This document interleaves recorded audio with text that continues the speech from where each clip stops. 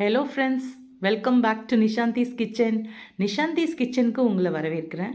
Friends, ஒரு 2-3 மாதமாக என்னால் வீடியோஸ் அப்லோட் பண்ண முடியல. இனிமேலும் கண்டினியூவாக நான் வீடியோ போடுவேன். எனக்கு இவ்வளோ நாளாக ஆதரவு கொடுத்தவங்க எல்லாருக்கும் ரொம்ப ரொம்ப நன்றி. அண்ட் இன்றைக்கி நம்ம வீடியோவில் என்ன பார்க்க போகிறோன்னா, ஒரு சாஃப்டான ப்ளஃபியான மலபார் பரோட்டா வீட்டிலே எப்படி செய்கிறதுன்னு பார்ப்போம். அதுக்கான இன்க்ரீடியன்ட்ஸ் இப்போ ஷோ பண்ணிகிட்ருக்கிறேன்.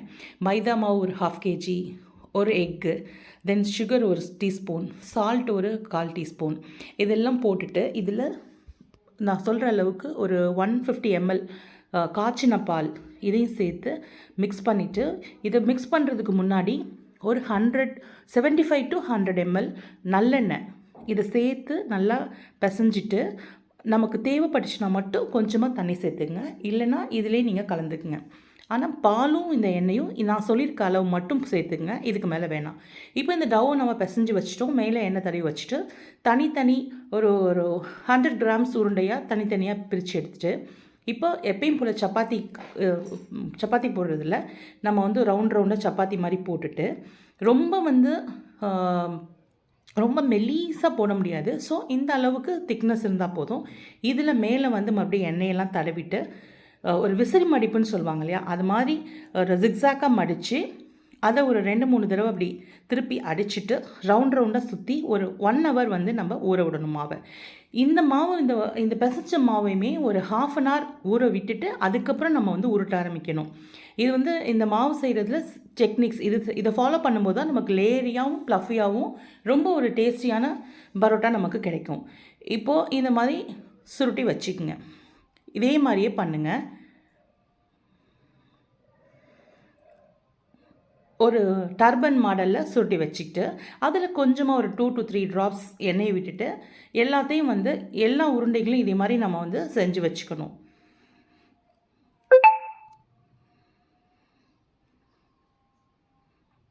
ஒரு 1 hour இதை ஊற விடணும்.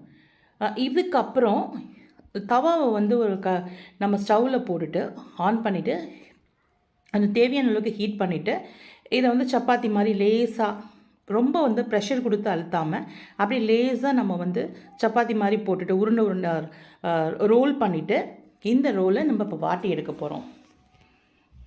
ரொம்ப ஈஸியாக நம்ம செய்யலாம், டேஸ்டியாகவும் இருக்கும், ரொம்ப சுவையாக இருக்கும். நம்ம இதே டைப்பை நம்ம கோதுமை மாவுலேயும் செய்யலாம், அதுவும் நல்ல ப்ளஃபியாக டேஸ்ட்டாக வரும். பட் இது ஆஸ் யூஷுவல் நம்ம ஒரு மலபார் பரோட்டா மாதிரியே இருக்கும்.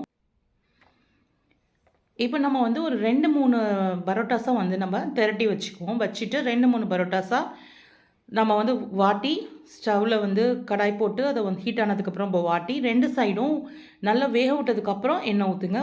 போட்டதோடய எண்ணெய் ஊற்ற வேணாம்.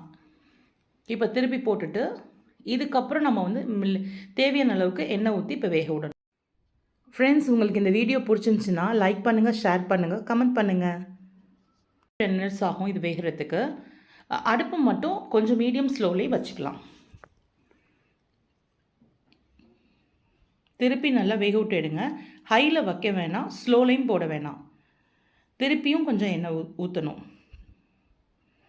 இப்போ ஒரு 3-4 பரோட்டாவாக வச்சு சைடில் இப்படி டேப் பண்ணி தட்டினோம்னா நம்மளோட பரோட்டா லேயராக ப்ளஃபியாக வந்துடும்.